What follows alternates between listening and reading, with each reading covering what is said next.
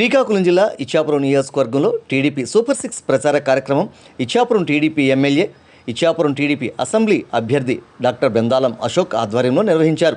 ఇచ్చాపురం మండలంలోని డొంకూరు గ్రామ పంచాయతీ పరిధిలో శుక్రవారం ఈ ప్రచారం నిర్వహించారు. టీడీపీ, జనసేన, బీజేపీ నాయకులతో కలిసి ఆయా గ్రామాలలో ఎమ్మెల్యే డాక్టర్ అశోక్ పర్యటించారు. గ్రామాలలో ఎమ్మెల్యే డాక్టర్ అశోక్కు ఘన స్వాగతం లభించింది. పలు చోట్ల మహిళలు తిలకం దిద్ది హారతులిచ్చారు.